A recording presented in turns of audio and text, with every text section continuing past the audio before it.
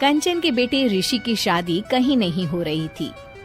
एक तो ऋषि मोटा, ऊपर से कमाई भी कोई खास नहीं।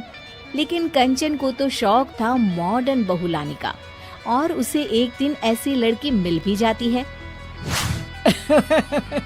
हमें तो आपका ऋषि बहुत पसंद है, लेकिन मैं आपको साफ साफ बता देती हूँ, मेरी बेटी के शौक थोड़े से अलग है बहन जी। अरे बहन, हमें सब पसंद है। आपकी प्रियंका जैसी लड़की की तलाश मुझे कब से थी। जींस पहनकर अंग्रेजी में गिटर पिटर बोला करे। अरे बहन जरा सुन तो लो, मेरी बेटी के शौक क्या क्या है। अरे नहीं नहीं बहन, बस लड़की को देख लिया तो सब कुछ देख लिया। आप ना शादी की तैयारी करो, और वो जरा सामान की लिस्ट भी दी है ना मैंने। हाँ बहन जी, सारा सामान शादी से एक दिन पहले ही आपके दरवाजे आ जाएगा। मजा आ गया, मजा आ गया। अब तो बस आप शादी की तैयारी करो। प्रियंका के माता पिता के जाने के बाद कंचन का पति उससे कहता है, अरे भाग्यवान, तुम तो कुछ ज्यादा ही जल्दी दिखा रही थी शादी की।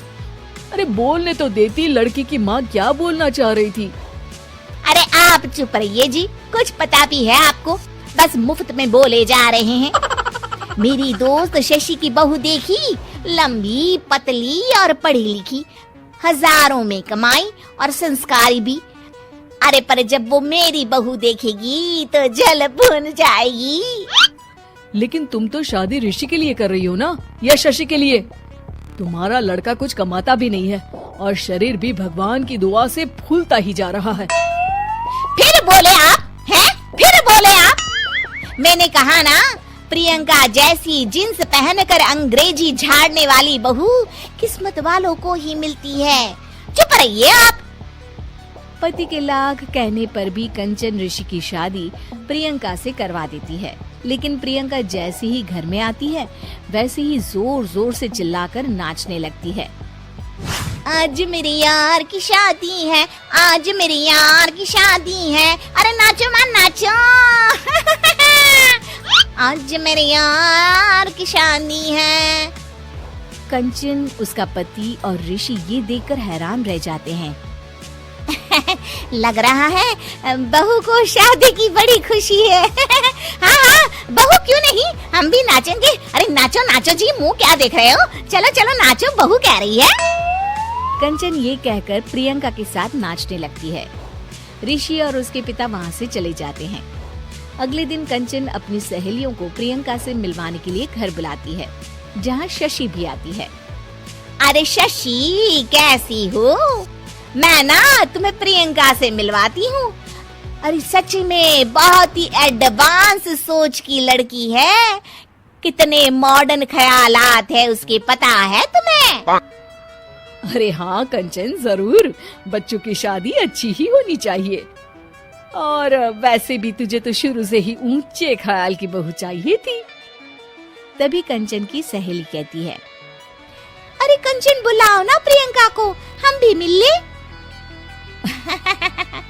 अरे बहू प्रियंका, जरा बाहर तो आना।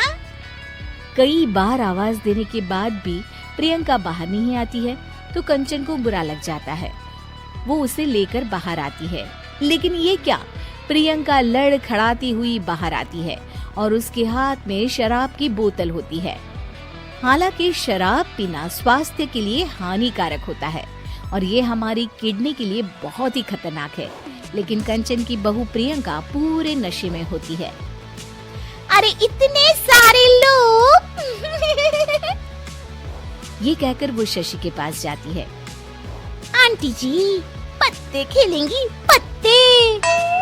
अरे दूर हो, दूर हो, तुम्हारे मुंह से तो शराब की बदबू आ रही है।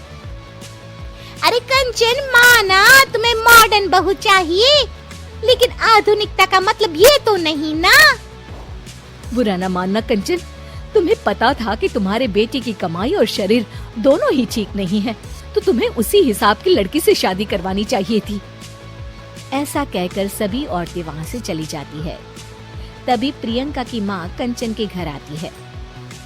अरे बहन जी, बड़ी चालाक निकली आप तो। बिना बताए अपनी पियक्कड़ बेटी मेरे लायक बेटे के गले में बांध दी। आय हाय, बड़ी आई बिना बताए। उस दिन जब मैं ये बात बता रही थी तो तुम तो सुनने को भी तैयार नहीं थी।